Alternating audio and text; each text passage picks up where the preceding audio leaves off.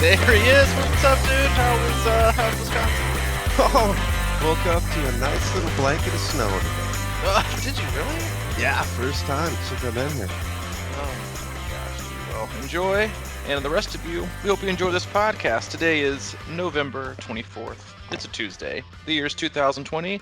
And welcome aboard Crushing Iron Podcast, episode 428. Is that why you had to take some time to look that up real quick?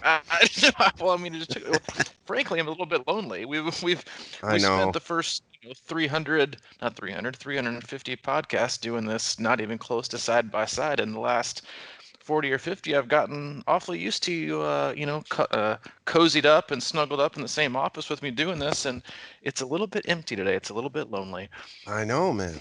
And I'm I back in did my I old ordered high one of school. those big heads, and it's got sitting in your seat right now. So I'm hoping that makes me feel a little more at home and a little more comfortable. We hope you, our listeners, are comfortable. We appreciate you tuning in. We know you have a lot of options in the podcast universe, especially with triathlon-related podcasts. But that's what we do. We are a triathlon-related podcast. We talk about triathlon. We talk about life. We do race recaps, race previews. We'll sometimes have on a guest. Sometimes we'll hop into our closed Facebook group, which is Crushing Iron Group. You can hop in there and answer one simple question. We will let you in. Great community, great people, and they're always willing to help you out with any of the questions that you might have, especially in this sport that can be sometimes, and oftentimes confusing and frustrating. A lot of helpful people in there, but that's what we do. We sit back, we relax, we have an open and honest discussion about what we're going through, what our athletes are going through. Mike and I are both coaches and athletes ourselves, still trying to navigate and figure our way through. So that's what we do on our podcast every Monday and Thursday. Well, not Monday and Thursday every week, but traditionally Monday and Thursday, but twice a week always. It's a special week, holiday week, Thanksgiving coming up on Thursday. Before we forget, we hope you all have a wonderful Thanksgiving. Sit back, relax, enjoy your family and friends, recharge, refresh, and get ready to get back to work for an awesome 2021. Yeah. It's really a good idea to put our podcast on at Thanksgiving dinner with the family around. Yes, right. You can listen and really connect, and you know, Yeah, I was. we're gonna get that guy back who's gonna give that review again. It's not the FM sultry sound because Yes, I we're know. Like, going. it's true. Like, I'm already kind of like worried about it. We're gonna get some 1-star reviews popped in. It's like, listen, man, I love your podcast. I love the content, but today it was just unlistenable. I couldn't listen. It was just there were way too many breakups. We're back to our low budget $15 Skype mics, but you know what? We're still delivering. That's the best we can do. And we hope you have a fantastic Thanksgiving. I was joking with the guy yesterday via Facebook Messenger. He was like, "Yeah, I actually put on your podcast for some athletes that did Ironman 4 on the way back to Texas, and made them. And he said made them listen to these. I was like, dude, that's not a really good way to go about things. They were stuck in a car having to listen to us. That's not really a warm treat, and they'll probably never invite you ever again to be their chauffeur for an Ironman. But hey, it is what it is. We'll kick back today. I have a feeling I know the direction of the podcast, but I'll let you drive the train. But yeah, that's what we do. We hope you take something from our open, honest discussion. We have no sponsors. We have no ads. We have one agenda, and that's hopefully to help you stay happy and healthy in your endurance training journey. Yeah, and happy being the operative word here today. No, is this where you think I was going? Are you not Uh, happy? What's the deal? Are you grumpy today or something? no, I'm not. It's not me. It's just you're the one that has to tell us how you dealt with the letdown of Texas Yeah, man, 70.3 it was getting pulled from such a underneath your wings. It was like, yeah, and if again, it's your first time listening, like go back definitely and listen to our last week's podcast. Like it's obviously been an interesting year, and as a coach, I kind of feel like I got kind of thrown into the fire and got to really actually, as another athlete said, like via text, was like, hey, this is actually one of those scenarios where I can actually say, I know how you feel. Because most athletes this year, like, you know what it feels like to have a race get kind of yanked out from underneath you. Like I spent our last week's Zoom call and athletes going back to Texas 70.3, how I was going to approach it. And for those of you that may have not have missed it or not that tuned in, like Texas 70.3 in Galveston had been rescheduled and canceled from April and pushed back to November 22nd. Was supposed to go this last Sunday. So really just 48 hours ago. It seems like honestly like 2 weeks ago. and I was pumped. We were recording the podcast last Thursday or last Wednesday maybe, and my name came up on the Iron Track. I think as we were recording it, I was getting really excited, and like I was like, "This is it, man! This is gonna happen! Like, we're this close. We are this close, and I feel good about it. I already packed up my stuff, and I was getting ready to leave the next morning to head out. I'm an early morning guy, so I was setting my alarm. I got up at 3 to leave like the next morning, which is what I do, man. You know this. Like, if I wake up, I'm like, I would set my alarm early. I just get up and go. Like, I was excited to race. I was excited to get there. Not excited about the 12-hour drive, but just excited to get on the road and like, hopefully, like get on the road and make me feel like this was going to happen. And so I hop on the road. I didn't check my email. I didn't check Facebook or anything. Just kind of got my stuff ready, hopped in the truck, and put on my tunes and cruised on down. And made it through Birmingham around 7:30, 8 o'clock roll. No, about 7 o'clock rolls around, and Allie texted me. She was like, "I think you need to check on the race." And I was like, oh, "Okay." And I guess, and a couple other athletes. Like as I checked my phone, I had a bunch of It's funny. I had kind of a. It's interesting to see like how plugged in people are and are not in terms of like other people's races. Like I had multiple people be like, "Hey, safe travels today. Good luck." And then I had like a bunch of other text messages that were like, "Hey, dude, such a bummer to hear that the race Oh man. canceled." It was like I was like, "Wait, what?" I even texted an athlete back. And I was like, this must be what it feels like to like for like professional athletes to hear like they get traded or cut from a team via like the bottom line on ESPN instead of like from the actual like source." I was Yeah. like, this is the only time I'm ever gonna feel like this, so I could feel it. And so I obviously checked, and I pulled over onto exit, and I was almost to Mississippi, and I checked, pulled over, and I was just like, and I dropped a huge F bomb. And I was Oh just man. like, it's like, I mean, to be honest, like I was hopeful. I was like, all right, 70% this is gonna happen. 30%, you never know. This year, like you just never know. Like Lubbock was canceled like 2 days before Puerto Rico was canceled. It's like I feel like we've got this far.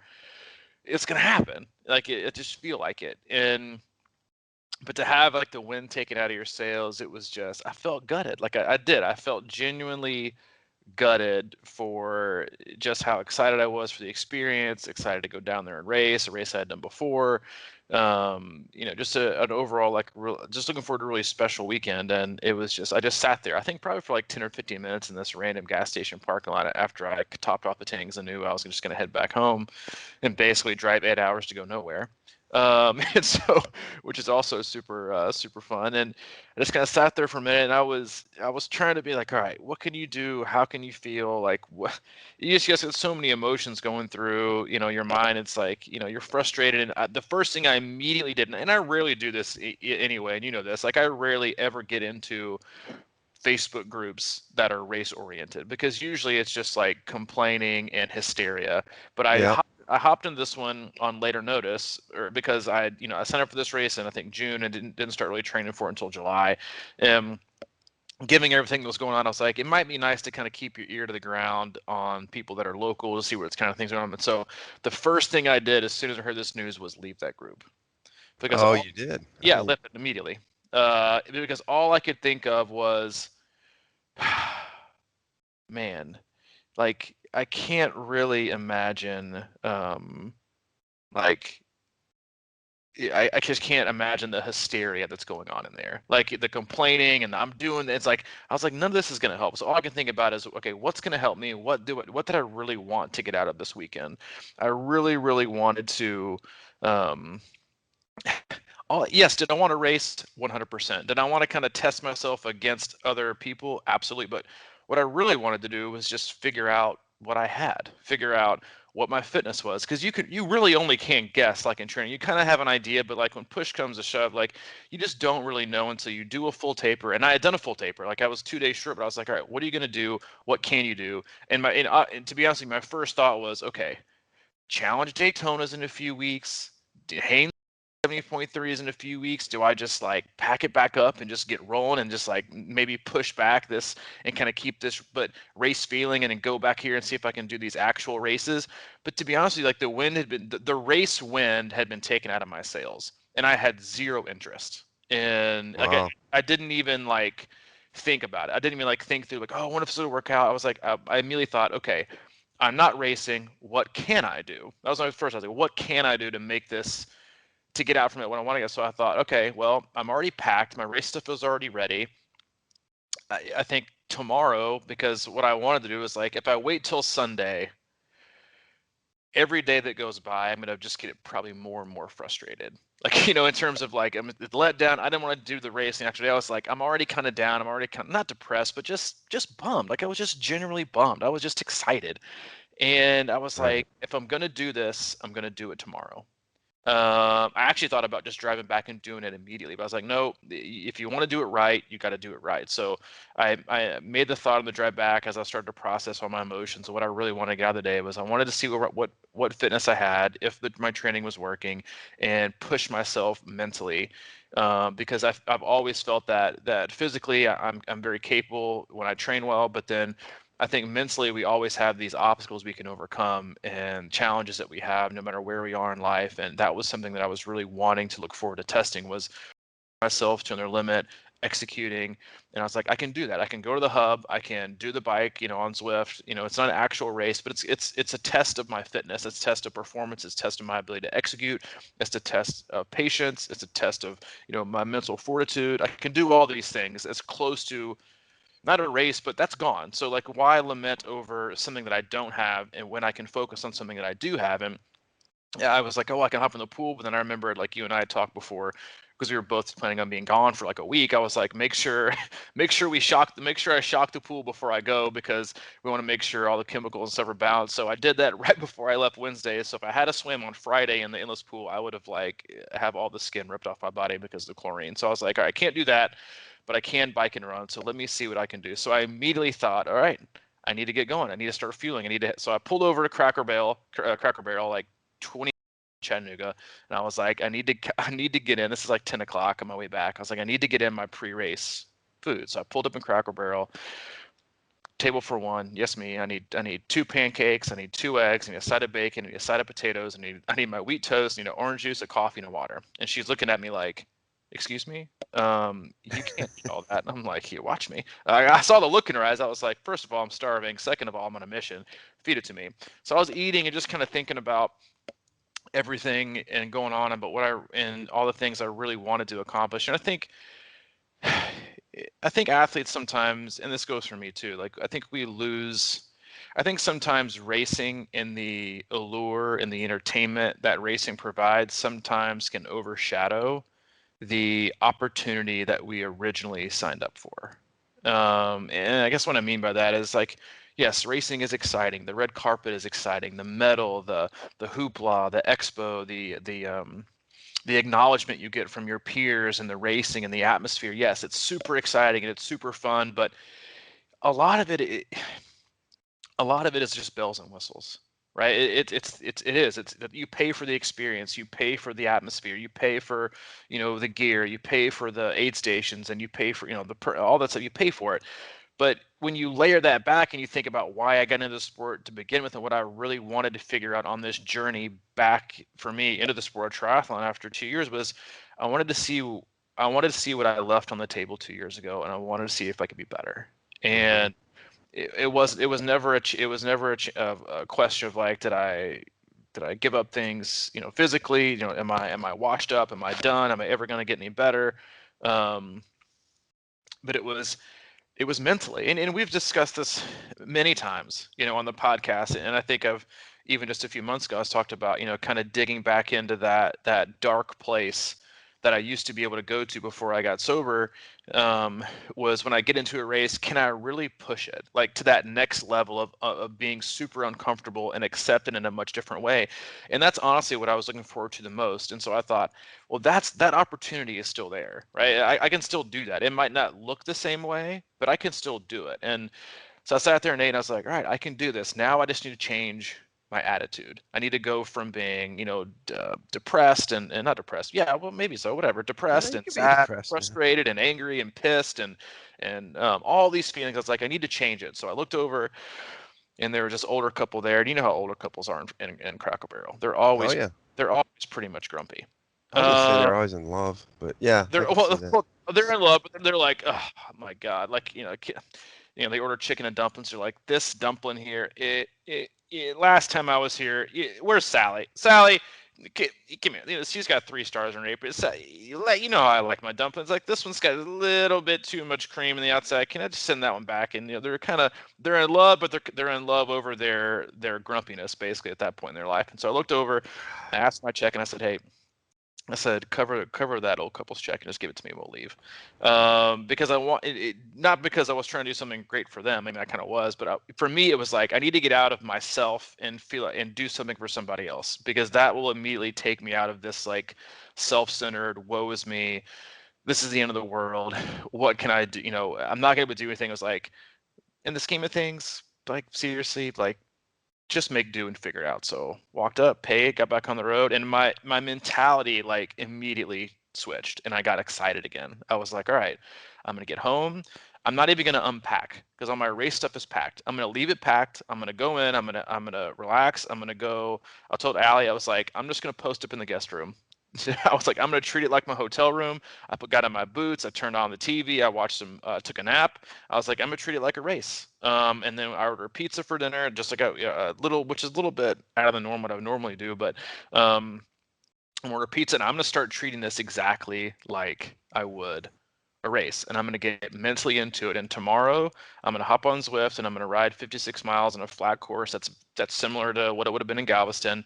I'm going to pace it exactly like I would wanted to pace Galveston in terms of watts and execution. Then I'm going to hop on the treadmill and I'm going to pace it exactly how I wanted to pace it. And that right there was a shift in mindset for me, which was from it went from what I can't have to what I have the opportunity to do. And at that moment, I was like, I got this. Not I got this in like I'm gonna do great, but I got this as in like this is exciting to me. And had pizza and went to bed.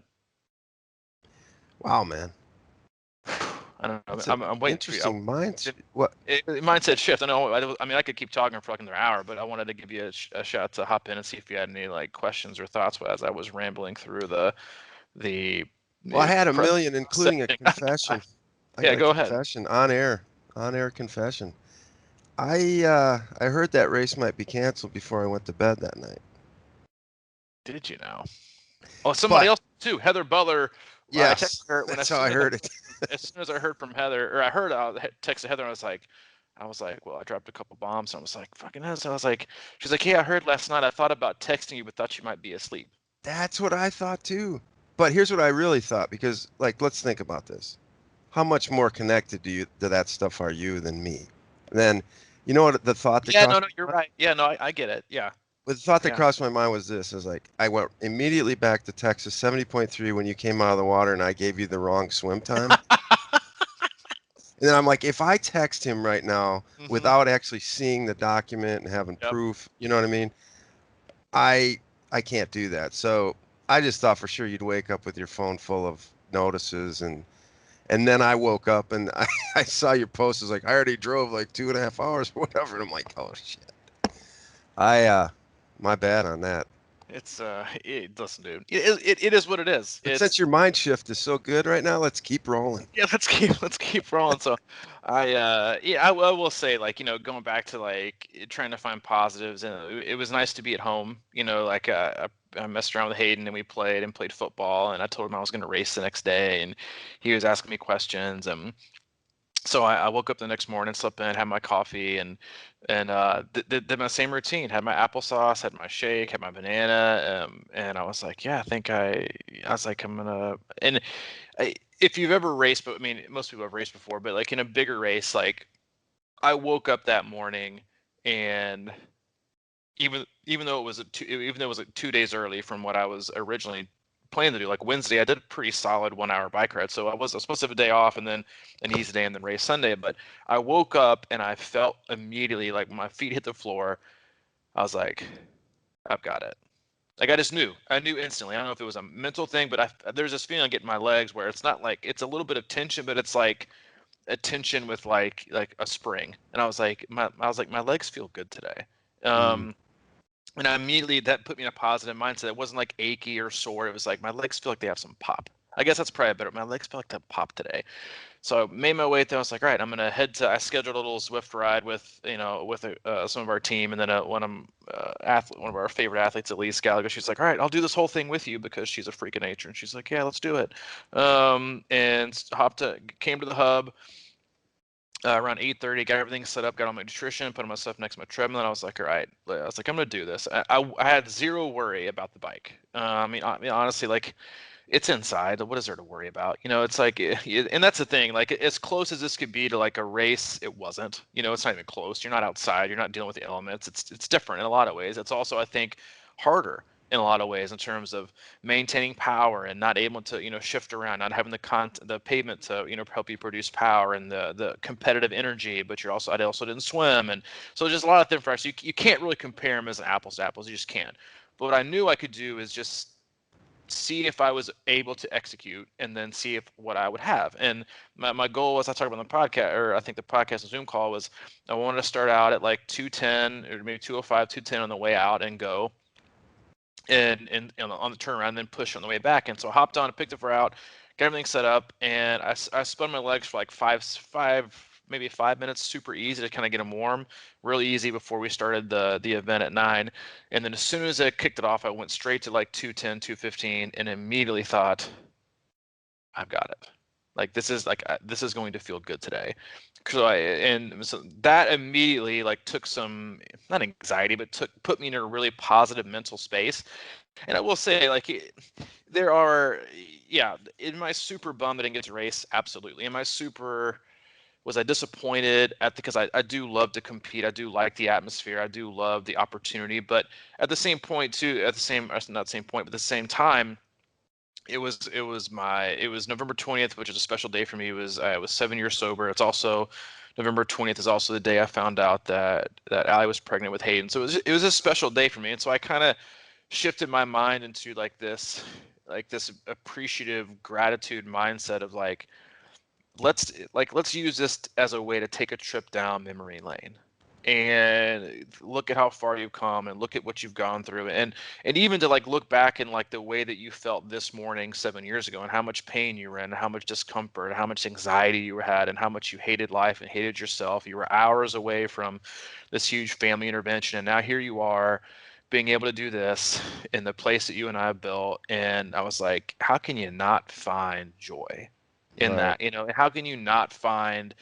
the positive energy that you need to do something successful and to do something, you know, great for you that day? And so I was fueled in a way that I don't know that I would have been fueled had I gone. Right. And so I was trying to shift that into, is I was just very appreciative of the ability. And I told you this, I think, when we discussed, I think last week on the podcast, was like, I didn't know how fit I was. I just felt as healthy as I've ever felt. And I knew that when I got on the bike, I was like, I just want to be healthy and I want to enjoy this. I put music on, I obviously, like, again, like, you're you're not in a race. So I was like, you're able to receive text messages and be, genuinely supportive, and supported by other people. And I went out in the first, I took it like I would, like, the first 28 miles, which obviously is the halfway, like, I took it out at, I think I was at 213. And then as soon as I hit 28 miles on, Zwift, I was like, all right, hit the lap button. And then I pushed up to 220, 223, and hit that for the last turnaround. I was like, all I wanted to do was execute. The last 20 minutes, my legs started to get a little bit tense, but they weren't fatigued. Like, they didn't hurt. They were just feeling like I just felt a little bit of a burn, which I was like, this is fine. Like, this is nothing, out of the ordinary. This is how you're supposed to feel when you're pushing, this high percentage for a long period of time. Just execute. Don't push harder, because I wanted to. I was like, I'm like right at like 23 miles an hour, according to what kind of software program they use, and which I don't, how accurate that is. But and all I also wanted to do was just fuel well. I was like, you can fuel perfectly, no excuses, no nothing. Fuel just like you would have for the race. Be ready. Hit the lap button, or hit the stop button as soon as I was done at like 56.2. Ended up being like a 224 split, and I paced it just like I wanted to. Perfect for me. Perfect pacing. I think I ended up at like 218 average power, 219 normalized power, which is like about as even as you could go. So I was super happy with that. Got off the bike and then went straight over to put my shoes on, and I immediately knew when I got off the bike that I felt good. Like I didn't Mhm. have those like wobbly legs, the bike. It wasn't like I was smashed. I was just like, you know what? I was like, I think sometimes like when you have those thoughts and feelings, you're like, all right, you do feel good. Well, shit. Now what? Like it's like you see, like when you feel good or something when you feel bad, you're like, this is gonna be a struggle, and you don't really mail it in, but you kind of like remove yourself from this expectation of like, I'm just gonna have to make it through. This isn't gonna be what I wanted it to be, and you can kind of check out. But I was immediately kind of like, I was like, crap, I feel good because it was like, hey, the door is still open for you to hop on this treadmill alone, no one else in the building. That's another thing. Is like it was about as solo of a race as you could possibly imagine. There was no one around. I had music on. I didn't put up my iPad with music. I didn't do Zwift Run. I didn't put a movie on. I put on like the virtual run thing they have on the treadmill, which is about as boring as you can get. And I was like, I just want to work. I just want to work through this. And I put my shoes on, put my visor on, clicked it on, put my nutrition up there, took a swig of Coke, and off I went. You need to Uh, pause here for a minute, or do you yeah, go? because I got a couple questions.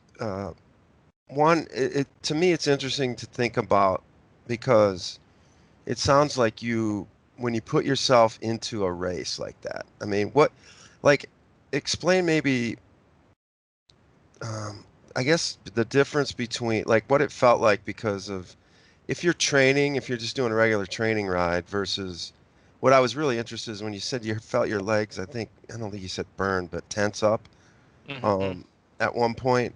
Because to me, like I'm It was, it thinking, was, it was. I don't know. It was a burn. I wouldn't say they didn't tense up. They were just like I could feel them. Like yeah, I could feel the burn. It was like a because good this is like steady. It wasn't like it didn't hurt at all. It no, I wasn't know, like oh but my this is gosh, this is uncomfortable. what I was interested in is because like with me as a guy who rides without power usually and just kind of go by feel, that's sort of my indicator.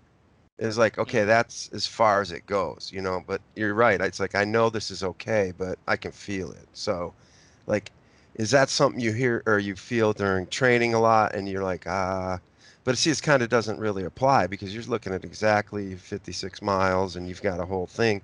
You know what I mean? So, like, I just found, did you find it like an interesting experiment in that regard?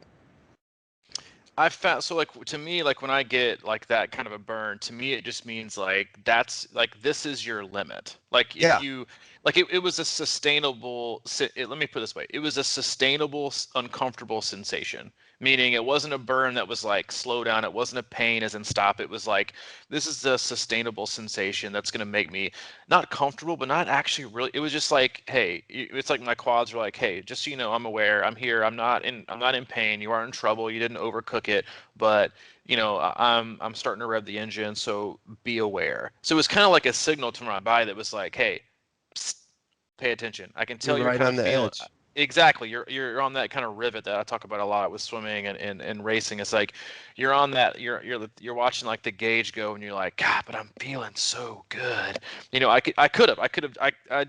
I honestly think I could have pushed like 230 the whole way back.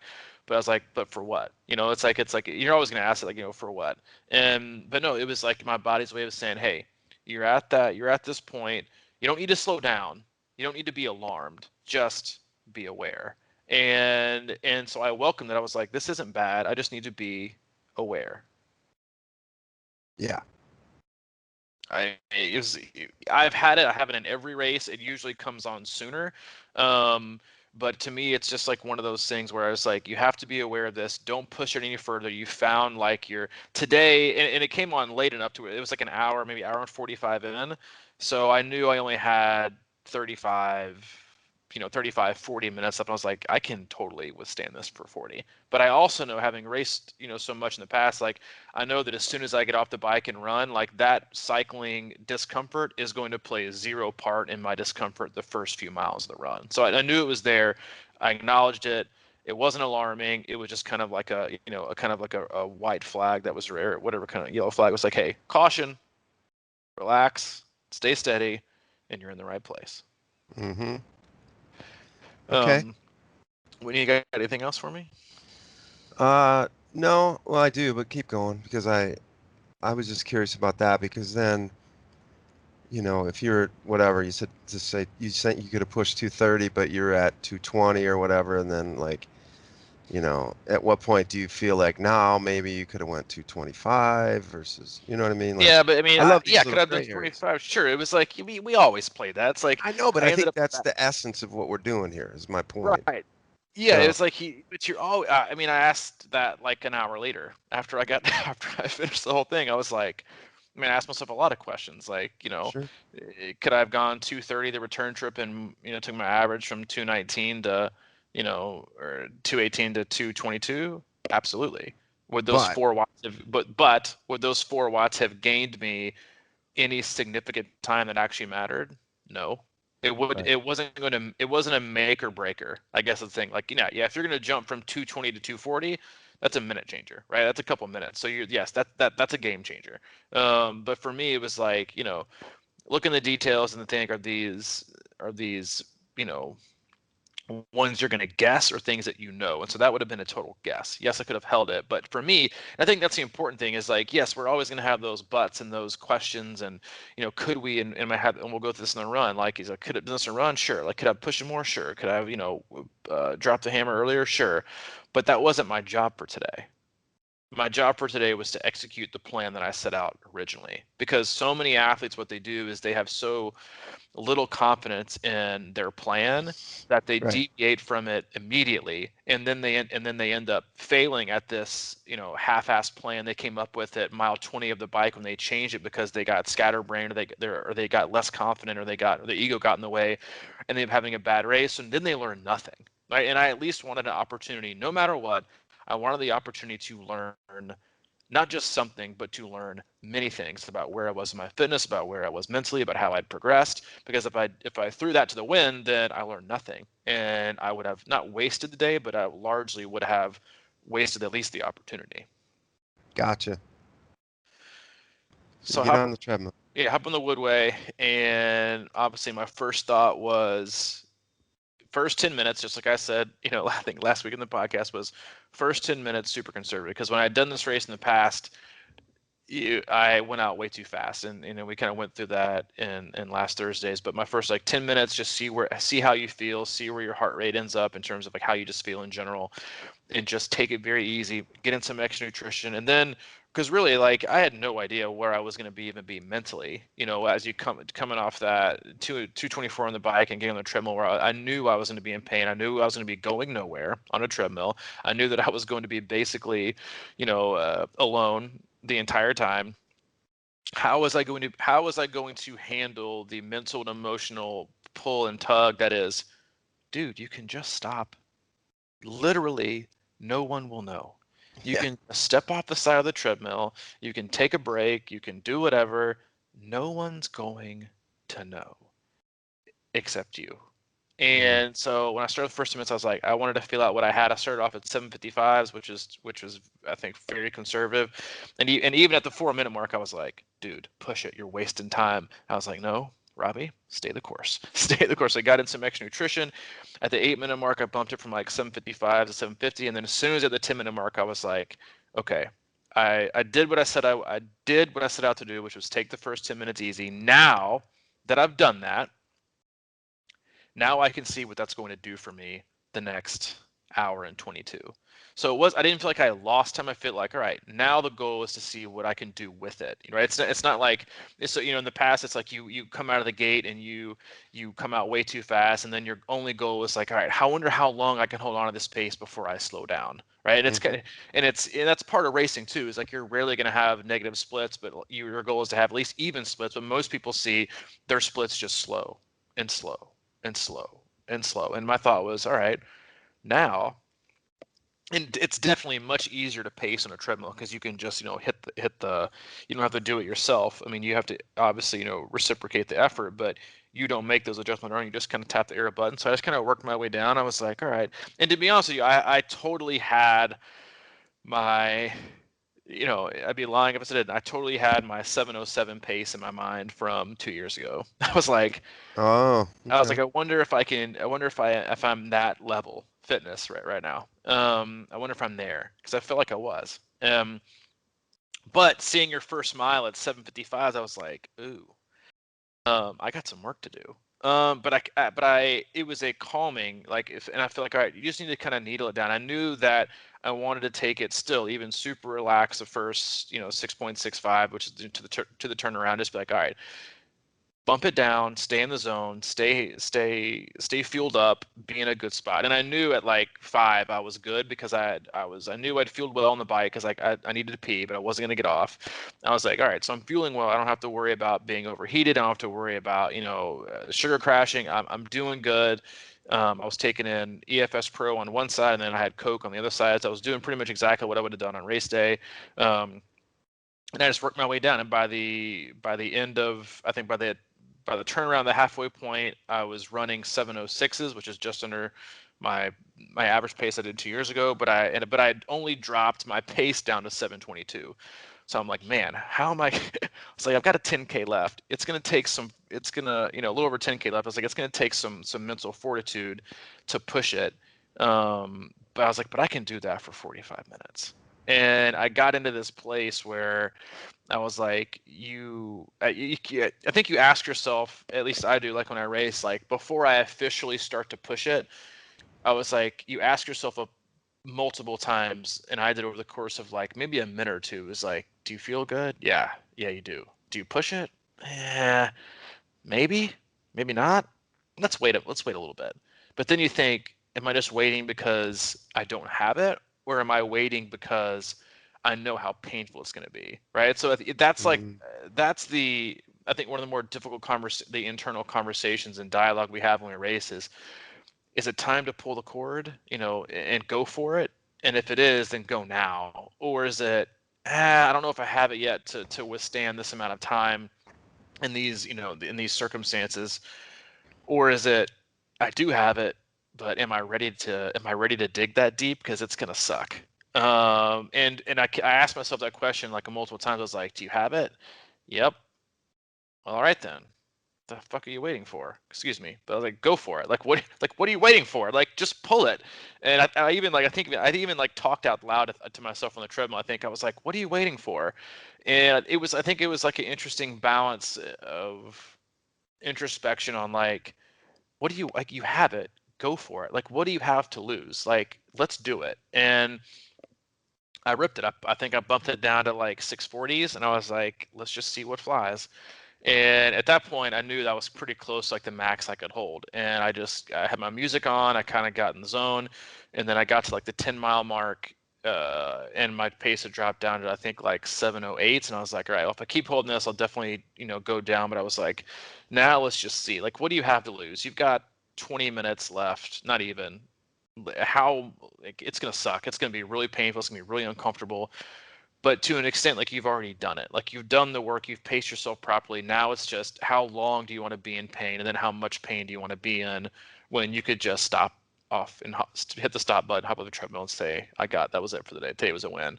And I just thought to myself, like, just do it, just go. See, because to me, I knew that I was in a great place for me physically. I had already, even at the 10-mile mark before the last 5K, I had set out and accomplished what I wanted to accomplish when I got started back 3 months ago, which was get into really good shape, approach training in a way that I loved it, that was consistent, that allowed me to be happy, allowed me to be healthy, and just got me in a generally really, really fit place. I had already accomplished that with a 5K to go. But the biggest thing and the challenge I've had in the past, again, and something that we've discussed, is like no one's around. It's time to dig deep. It's time to be really uncomfortable and painful. Is that something you really want to do? And can you really go there again? And my first thought was, yes, you can. Why not now? And it was like, this is actually like the best opportunity to do that, and with no pressure. No one's watching, no one's here, no one can see you blow up. If you do, you're the only one watching. But which again is like, when you go, like, that's all we ever know anyway. Like we're the only ones that know when we go to sleep at night, like our thoughts and our actions and what we do and what we think, and if we failed or succeed. And when we race, like we're the only ones that know. we can sugarcoat it, we can put on the happy face, the sad face, but ultimately we really know if we really truly did leave it. It's the truest form of effort and expression I think we have in sport is like an excuse. Like you're the only one that knows. You can say, yeah, it was a pretty good day, and you can in the back of your mind be thinking, God, I caved today. Like I just didn't have it. Like I had it, but I just didn't want it. I didn't want it bad enough, and I was like, I had one of our athletes, Chuck, was like, "Hey, are you still going to do something this weekend?" He said, "Stand alone." I was like, "Yeah, I'm going to do something." He sent me this text. I didn't take it to its full extent, but he sent me this Rambo gift that was like, "One man betrayed by his country sets out to finish the job he started." And I got a chuckle out of it because obviously it's nothing that severe, but the last line was like, "Sets out to finish the job that he started." And I think that's so much with what we do with endurance sports is like in racing and even in training. Like, when we talk about, reaching the next 1% or 2% of gains or 5%, it's like it's the extra little bit that's the hardest. And so when I hit that 5K mark, I thought let's do it. Like, let's find out and let's grow. And I pushed it down to like I think 7:30, 7:20s. I think I ended up running like my fastest 5K in I don't know how long, in like 3 or 4 years. Ended up averaging I think 7:01s for the day at a 1:32, and was absolutely smoked when I got done. And I did. I thought I might have like emotions, to be honest, like when I got done, No. um, but I really didn't.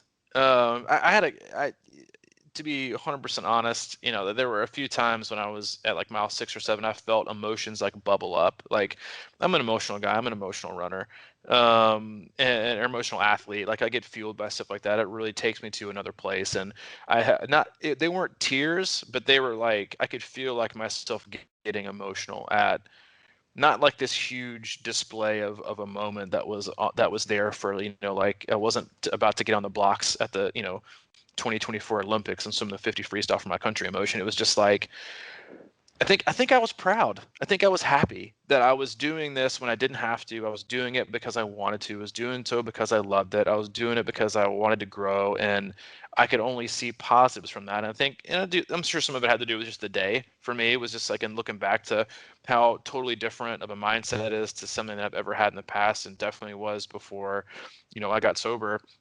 And I don't know that I was running with gratitude. I'm sure that I was, but it was just I was just happy. I was like I'm happy with the opportunity that I have, instead of being resentful for the race getting canceled, instead of sitting on my ass and complaining about how COVID's ruining everything and how terrible it is and how inconvenienced everything is. And it was just like I was proud that I made the decision to just do it and not waver and not complain and not, I don't know, be part of the problem instead of part of the solution, I guess. Yeah. And then I just dug deep and I got done. I was like, and I think it was more, I wasn't emotional because I just felt affirmed. If that's probably a better way to put it. I just felt affirmed. I felt like I had it, and I had it. And honestly, that's, yeah, would I have rathered it have been at a race and crossing a finish line and getting that full experience? Absolutely.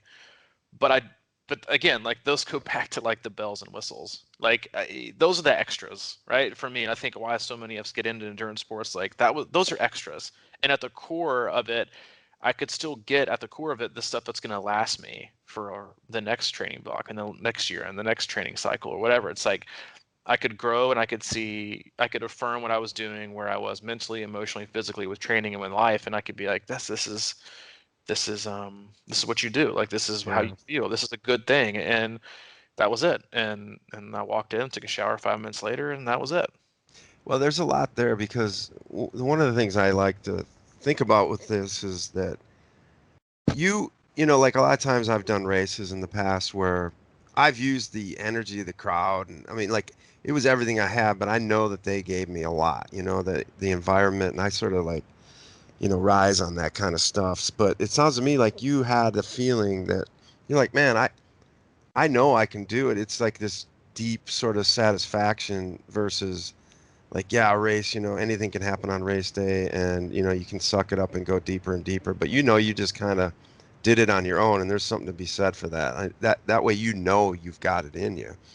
And a lot of times you go into races with a lot of questions, and now I'm sure you're like, well, I set out to get in really good shape, and you did, and I've been there watching you, and I knew you were in good shape.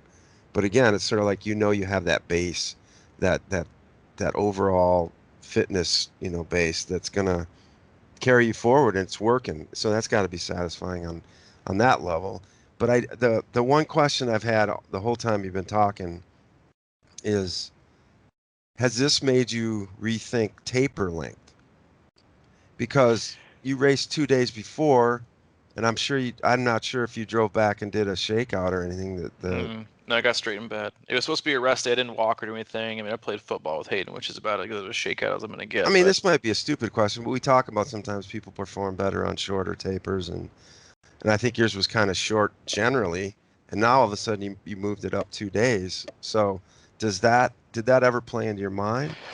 it it it it it did afterwards. I mean, when I look back on it, it's like, I felt that good because I did. I rode hard. Like Wednesday, I rode an hour at and averaged well over, like by 20 watts, well over what I wanted to, what I would have average on Friday, just like under 48 hours beforehand. I rode hard. It wasn't like a, hey, I'm just going to go out for an easy spin. It was, so like just for context, like in the race, like I did, I think, like I said, 218 average power, 219 normalized power, and just not even, less than 40 hours before that, I did an hour and I averaged 233 normalized power. I mean, I did some hard intervals, like with, over 300, and I worked hard. So I mean, so that came that, but that also came into play when I was like, are your legs going to be recovered? In That's what I time, mean. are you going to be ready to go? So I think that tension was good, which is why it's there anyway. To get it's to prime things up and to get things to reintroduce some intensity so your legs don't get lazy. So I thought it was helpful. It's 2 days, and yeah, you never know. But again, it's like one of those things where with endurance sports, like you don't ever know. Like going back, like, well, like my first thought was like, man, I took that first 10 minutes way too easy at 7:55. Like I probably just could have cruised at like 7:40s, and then I probably could have dropped my average pace below 7. But it was like, that's hindsight, and and that's not for this race. That's for the next one to figure out. And I think oftentimes as athletes, like we overanalyze and complicate, and really for most athletes, like kind of disrespect the effort that we put in training and in races for the day because we always question ourselves and overanalyze if we coulda, woulda, shoulda. But the most important thing is for you to appreciate, what you just did instead of, just trying to do the best that we can, in terms of what we did today. And it's not a, hey, what could you have done? How was it right? It was like, man, and that's so much like about everything in life that we do is I I did do the best I could today.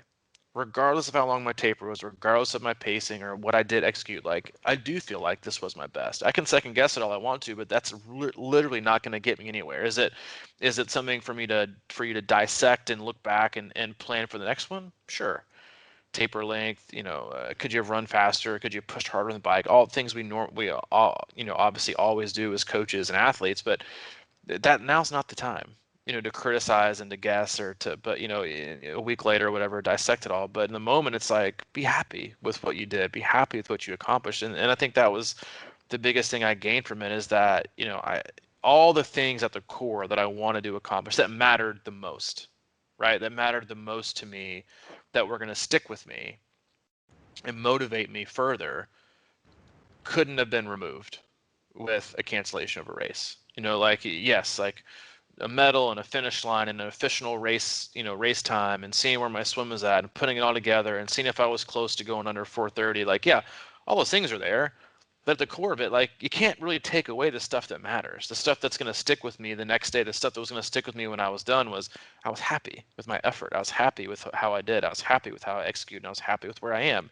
And no cancellation and no pandemic and no, last minute change is going to make me do that. Like those are options that we have as athletes and as coaches, and we've had them all year is to get disgruntled and frustrated and woohoo, poohoo, and complain and whatever. It's like, oh my God, another one. Here we go. And yeah, it does suck, but it's like how you react to those is largely 100% up to you. It can either really, really, really affect you, or it can just be like an inconvenience. And I did go back to that conversation we had weeks before that, which was, with, I think we have entitled the podcast was like, with inconvenience comes opportunity. And yes, was it an inconvenience to have to turn around and come back home? 100%.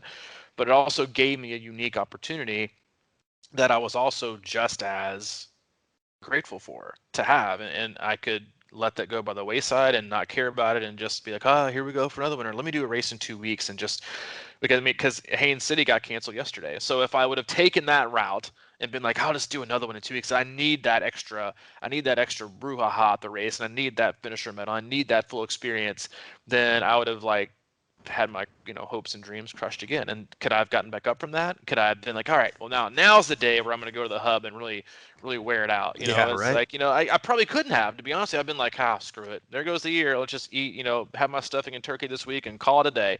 So I'm grateful for it. I'm very happy. I'm it again, like it in a lot of ways, it was probably the best. It may have been just what I needed. I like to, I can be overly optimistic sometimes, but again, I don't think it's ever hurt anybody. Maybe it was just what I needed. It's a lot of times in life, like we want, all these things, and we think that's what's best for us. But most times, as we kind of figure out, like, life kind of gives you what you really need.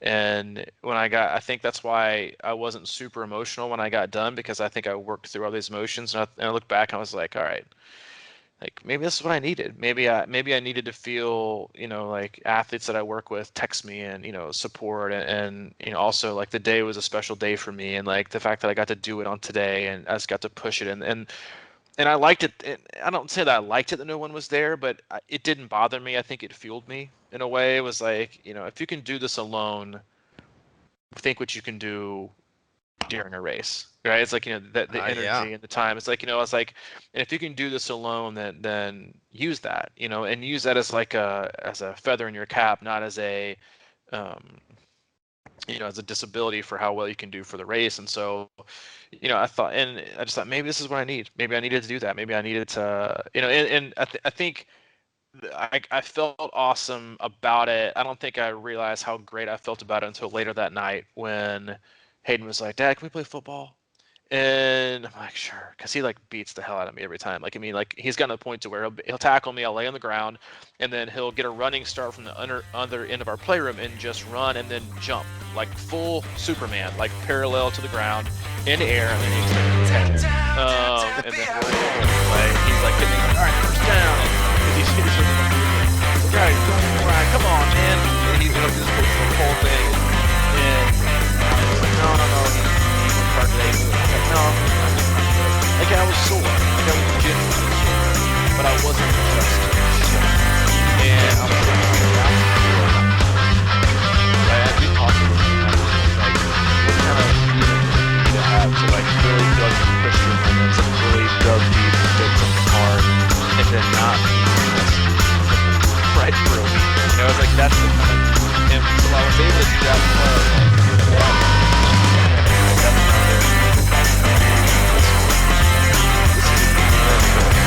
for where I am. And again, so it's the experience, obviously, all the emotions coming out of the one thing, but I definitely am not a person, but I feel like I handled this as well as I could, and it's kind of one of those things too, where it's like, hey, you better practice what you preach, homie, because if you don't, and later I ended up sending this email to the team, and I don't remember when I read it. I think it was Saturday, but the article I sent about Mike Tomlin, who's head coach of the Pittsburgh Steelers, who's a coach I admire and look up to greatly. He had this line in there in his article about them. They're undefeated this year, and about how flexible they've been, even though they're all like kind of old school, like kind of grumpy coaches, and they're having to use Zoom and like all these things to work with their athletes and or their players. And he was like, man, he was like, nothing changes. The standard is the standard. That's Uh, just like it just hit me like in the gut. I mean, it's probably going to be like plaster over the wall in the hub when you get back, but it was just like it's something so simple yet so powerful. I think in that, yeah, dude, the standard is the standard is the standard. Like no matter what, no matter if there's a pandemic, no matter if you're, if you're going through things in life, no matter what kind of excuses you have, no matter what the weather's like, no matter what everybody else is doing, like your standard is the standard. And you can make excuses all you want to, and you can find ways to work around things and give yourself outs and give yourself passes. And well, no one's doing it. Oh, there won't be any races this year. And this, but like if you have that standard for yourself, and that's so much what I like try to resonate with our team, at least to my best of my ability, is like that's just what we do. Like the standard is the standard. You work hard, you have fun, you be consistent, you try to be a better athlete and a better person, no matter what. Race cancellations, pandemic, unknowns, self-supported, obstacles in life, like that's just what you do. And you can either find an excuse to work around it and put it off, or you can just be committed to doing it. And when I read that, I just thought like I didn't read it obviously before I did that, but I was like, that's what I felt. I was like, you set this standard out there for you with your work. And if you had looked for a way to work around it and not do it, then it wouldn't have been the standard. It would have been one of those fruitless, meaningless goals you set out with no intention of completing. And I love that phrase, the standard is the standard. mm. Well, that really reminds me of one quick thing. The whole idea of you doing this, because you did most of the training obviously on your own too, and you have to set a standard on your own, right? Like you had one, and it was like cemented. And whether or not you were using that phraseology, that's one thing. But it reminds me back because I played, like I said, played college baseball, and I never really had that standard in myself. And until later on, when I started playing this competitive softball, we never practiced, right? The team just played like 3 or 4 games a week, and we'd show up and whatever. But in between games, I somehow figured out that I wanted to be better and push myself. So I'd spend like hours throwing the ball against the wall, practicing my backhand, and just throwing and all kinds of stuff like that. And that's what this was all reminding me of, kind of was like I just had that in my head, and I wanted to work at it, and I got such a rush out of it. And it was the little things that you knew you were getting better at, and no one was Hmm. watching, you know.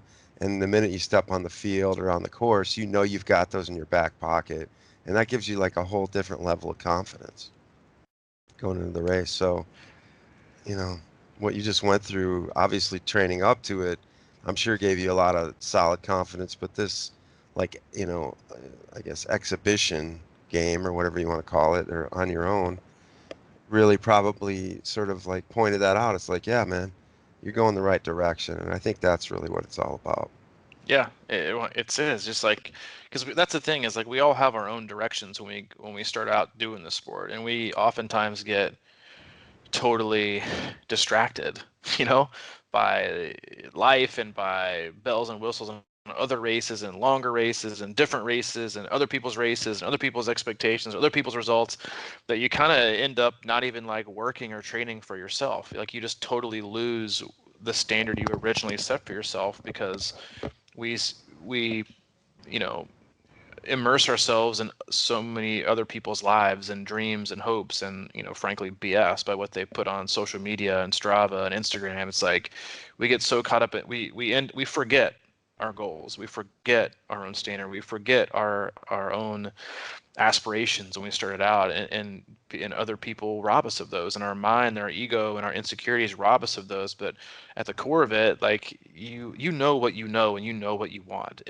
but it takes more focus and more determination, I think, and more discipline to kind of tune out the noise that is the world and the noise that is the that social media can provide, I think, and distracting us from what our ultimate original goal was, because we can just fluctuate all the time between one thing and one thing and one thing and one thing. Like the hardest thing is, and I wrote this these on my hand. I was like, I wrote SAB, steady as boat, steady as a boat, because like no matter what, no matter what waves come, no matter what, like they just stay their course. Like it's just you don't get distracted. Like yeah, the water might get choppy, might be a storm, but they have one direction to go.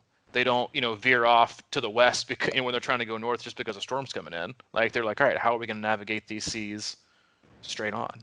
It just takes more discipline. It takes more attention. It takes more, detail and patience. And you might have to go slower. You might have to speed up, but it's just something that you have to.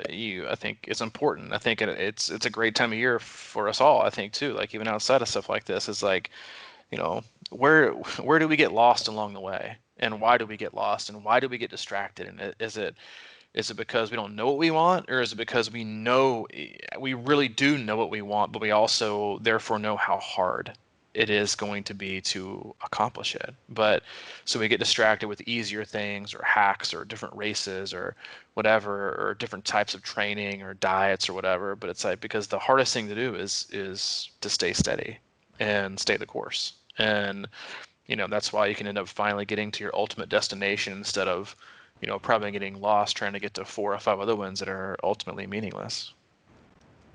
Yeah, it's good, man.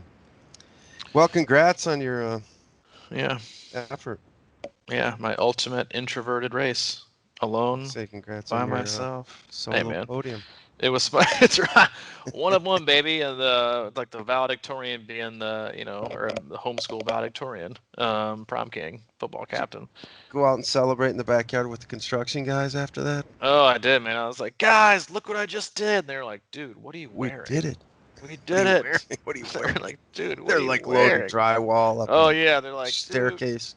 This one guy yells out from the 3rd floor, nobody gives a shit. I was like, oh sweet, and walked back inside with my head down. I was like, no. Went over to Need Loves, got me a banana nut muffin and a sandwich, had my Coke and my Snickers, and carried on with my life. All right, man. Let's wrap this up here. That was a pleasure Getting as out in the snow. always. I know, right? So you're getting piled in. We got sunshine and cool weather here in Chattanooga. As always, we always appreciate you tuning in.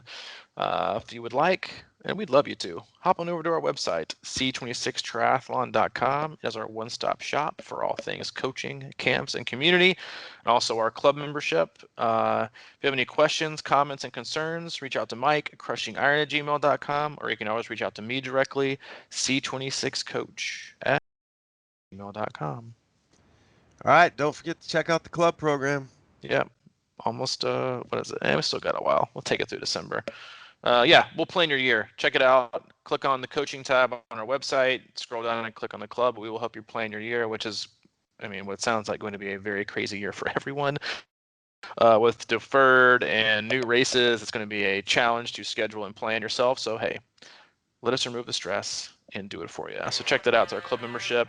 We hope you have a wonderful Thanksgiving with your family and friends, and we will check you back later this week. All right, buddy. Take it easy, man. I'll talk to you soon. All right, see you.